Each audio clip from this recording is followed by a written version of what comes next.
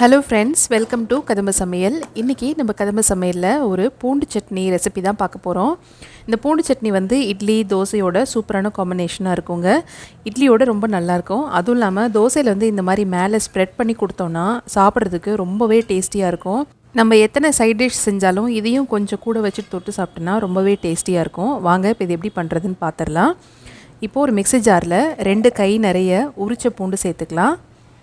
சேர்த்து இதை வந்து அப்படியே கொஞ்சம் கொரப்பாக அரைச்சி எடுத்துக்கலாம். உங்களுக்கு சரியாக அரைப்படலைன்னா லைட்டாக கொஞ்சம் தண்ணி ஊற்றி கூட அரைச்சிக்கோங்க. இப்போ வானலில் நல்லெண்ணெய் வந்து ஒரு 6 டேபிள் ஸ்பூன் அளவுக்கு சேர்த்துக்கலாம். இந்த சட்னிக்கு நல்லெண்ணெய் போட்டால் தான் நல்லாயிருக்கும், டேஸ்ட்டாக இருக்கும். எண்ணெய் காஞ்சதும் கொஞ்சம் கடுகு போட்டுக்குங்க. கடுகு நல்லா ஃபுல்லாக வெடித்து வந்ததுக்கப்புறமா 2 கொத்து கருவேப்பிலை. இப்போ அது கூட நம்ம அரைச்சி எடுத்துக்கிட்ட பூண்டு வந்து சேர்த்துக்கலாம். பூண்டு சேர்த்துட்டு இதுக்கு மேலே இந்த பூண்டு சட்னிக்கு தேவையான அளவுக்கு உப்பு சேர்த்துக்கோங்க. அது கூட கொஞ்சம் மஞ்சத்தூள் சேர்த்துக்கோங்க. சேர்த்து இப்போ அது நல்லா கலந்து விட்டுக்கலாம். நம்ம நல்லெண்ணெய் ஊற்றிருக்கிறதுனால நல்லா எவ்வளோ அழகாக பொங்கி வருது பாருங்கள். நல்லா வாசனையாக இருக்குது. இந்த பூண்டும் நல்லெண்ணெயும் சேரும்போது ரொம்ப நல்லாயிருக்கும். இந்த டேஸ்ட் வந்து கண்டிப்பாக உங்களுக்கு எல்லாருக்கும் பிடிக்கும். இப்போ இது நல்லா கலந்து விட்டுக்கலாம். இது வந்து ரொம்ப வேகணும்னு அவசியம் இல்லை. இது ப்ரிப்பேர் பண்ணுறதுக்கு அதிகபட்சம் 2 நிமிஷம் தான் ஆகும்.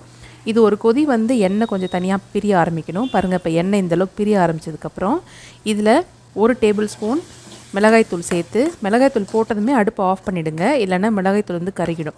மிளகாய்த்தூள் சேர்த்து நல்லா எல்லாத்தையும் கலந்து விட்டுக்கோங்க. அவ்வளோதான், பாருங்கள் நல்லா கலந்து விட்டாச்சு. நம்மளோட பூண்டு சட்னி டக்குன்னு தயாராகிடுச்சு. எப்பயுமே ஒரே மாதிரி சட்னி செஞ்சு கொடுக்காம இந்த மாதிரி டிஃப்ரெண்ட்டாக செஞ்சு சாப்பிட்டு பாருங்கள். கண்டிப்பாக உங்கள் எல்லாருக்கும் பிடிக்கும். டக்குன்னு என்னடா பண்ணுறது அப்படின்னு யோசிக்கிற நேரத்தில் டக்குன்னு இந்த சட்னி செஞ்சிடலாம்.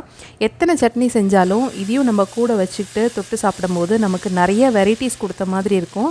சாப்பிட்றவங்களுக்கும் ரொம்ப இன்ட்ரெஸ்ட்டாக இருக்கும், ரொம்ப விரும்பி சாப்பிடுவாங்க. ரொம்ப சிம்பிளான ரெசிபி தான். கண்டிப்பாக அந்த ரெசிபி ட்ரை பண்ணுங்கள். ட்ரை பண்ணிவிட்டு எப்படி இருந்ததுன்னு எனக்கு கீழே மறக்காமல் கமெண்ட் பண்ணுங்கள். இந்த வீடியோ உங்களுக்கு பிடிச்சிருந்துன்னா லைக் பண்ணுங்கள், ஷேர் பண்ணுங்கள்.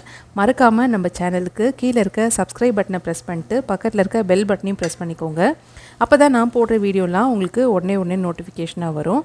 இன்னொரு இதே மாதிரி நல்ல ரெசிபியில் உங்களை நான் மீட் பண்ணுறேன். Thank you friends, by.